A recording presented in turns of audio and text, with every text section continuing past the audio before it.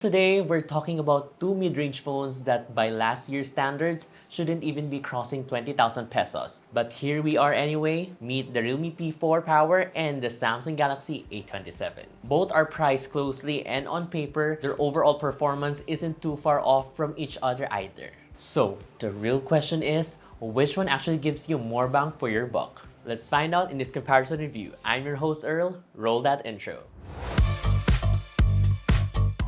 Starting with the looks, you'd immediately notice the phone with the more recognizable design, and that's the Galaxy A27. It's rocking that familiar design language its pricier siblings also carry. There's the vertically aligned camera lenses on the left, flat plastic sides with a raised power button and volume rocker, and a flat glossy back. Meanwhile, there's a lot more going with Realme P4 Power's design. It goes for a two-tone finish with the larger half kept plain while the other leans into a more industrial vibe. The frame and back panel are also plastic, but with curved edges that make it a bit comfier to hold. However, unlike the Galaxy A27 with its actual 3 camera sensors around back, the Realme P4 Power only has 2. From a design standpoint alone, I'm leaning more towards the Galaxy A27 and its minimalist approach. That said, with the Realme P4 Power pulls ahead is added protection. It's rated IP66, 68, and 69K, giving it some of the highest dust and water resistance around, on top of military-grade shock resistance and Gorilla Glass 7i for some scratch resistance up front.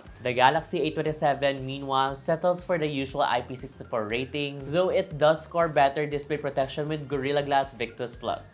In other words, if you're about the sleek looks, the Galaxy is your best bet. If added protection matters to you, the Realme stands out in this department. Flip both phones over, this is where we see quite a big difference. The Realme P4 Power sports a 6.8-inch curved AMOLED display with a higher screen resolution at 1.5K. On the other hand, the Galaxy A27 has a tad bit smaller 6.7-inch Full HD Plus Super AMOLED display, which is flat by the way. I honestly would have preferred a flat display as usual, but in this case, the Galaxy A27 kind of pisses me off with those thick bezels, especially at the chin. On the other hand, the Realme virtually has no bezels thanks to the illusion that curved display brings. In terms of visuals, they're pretty good. Colors are vibrant and I don't see a massive difference in clarity. The listening experience, however, they're both decent, but the Realme P4 Power offers the worst experience, having only a single downward firing speaker. Scrolling is also a lot smoother on the Realme P4 Power, having a 144Hz refresh rate. The Galaxy A27 is left with the usual 120Hz. The Galaxy A27 thankfully has dual stereo audio, so it gets a little more immersive watching content on this one. For biometrics, Realme features an under-display fingerprint sensor, which is an optical one, while the Galaxy has a side-mounted sensor with its power button. That's a weird decision by Samsung, although technically side-mounted ones are generally faster and more secure than the optical fingerprint sensors. That said, I'm still giving the point to the Realme P4 Power mainly because it has a higher resolution display and thinner bezels all around. Performance-wise, they're almost neck and neck. The Galaxy A27 runs on the Snapdragon 6 Gen 3 with 8GB of RAM and 256GB of expandable storage. Yes, expandable. The Realme P4 Power, on the other hand, packs the Dimensity 7400, which is slightly more powerful along with a bigger 12GB of RAM and 256GB of internal storage. No expansion support here though. Both phones handle everyday tasks just fine, but I noticed the Realme P4 Power feels a touch smoother to navigate around. For gaming, you'll want to set expectations accordingly. Both can run light titles like Mobile Legends smoothly at high frame rates with low to medium graphics. But once you get into more demanding games like Genshin Impact, it's playable, though not exactly battery smooth. So in this area, I'll give it a tie since both phones have some edge. Micro SD expansion from the Galaxy A27 and the high RAM config with the Realme P4 Power. To get a better idea of how they actually perform, here are the benchmark results we got.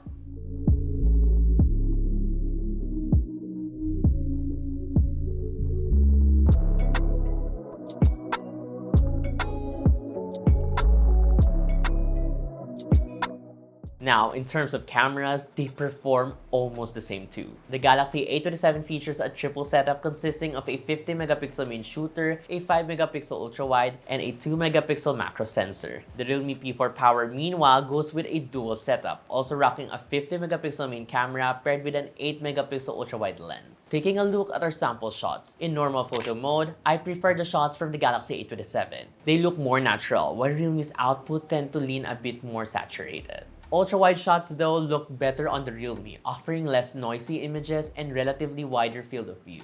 Same goes for portraits, with the realme delivering more acceptable results, better subject-background separation, and nicer colors. The Galaxy A27 struggles here, mostly turning out shots with badly processed bokeh. Selfies also look better on the realme, with much more natural skin color and texture. I'm not a fan of how much paler my skin looks on the Galaxy A27. As for video capture, realme has the advantage again, capturing up to 4K at 30 frames per second compared to just Full HD on the Galaxy. That means clarity is noticeably better on the realme, though it does lean toward a warmer, cooler tone. I also noticed that switching zoom levels on the Galaxy A27, say from 1 times to 6 times, causes the recording to briefly cut during the transition, so it's not the smoothest experience. On the realme though, there's a visual bug worth flagging. While recording, it shows a 0.6 option, but tapping on it does nothing, so you can actually switch to it. Zooming in to 2 times though works fine and doesn't get cut during the transition. Peeps, earlier Bigatech, right? I'm using the Samsung Galaxy A27 5G and it's shooting at Full HD plus at 30 frames per second. So this is a sample video of it using the front-facing camera. Peeps, earlier Bigatech, right? Now I'm using the realme P4 Power and it's shooting at 1080p at 30 frames per second. So this is a sample video of it using the front-facing camera. That said, I'm giving the point to the realme for being the more reliable shooter overall. Moving on to battery life, realme takes a big win here. For starters, the realme P4 Power is packing a humongous 10,001 mAh battery. That's double the amount of battery capacity than the Galaxy A27's usual 5,000 mAh battery. That added capacity made a factual and actual difference here. In our PC Mark battery life tests, realme lasted almost 30 hours while the Galaxy A27 had a measly 12 hours of uptime. The P4 Power also has better charging specs with 80 watts wired and 27 reverse wired charging, and even bypass charging to boot. The A27 is left with the usual 25 watts wired charging, and that's it. So it's no contest that the realme P4 Power gets a sweet point in this department. Onto the software side, I'm pretty sure you already know which one takes this point. The Galaxy A27 ships with One UI 8.5 on top of Android 16, while the realme P4 Power runs realme UI 7 based on Android 16. Both have their pros and cons, but overall, I'd say it really comes down to preference. Each has a distinctive design language, albeit realme's a bit more inspired if you know what I mean. Still, like I said earlier, the experience feels smoother on the realme for some reason. It's just more satisfying to navigate around.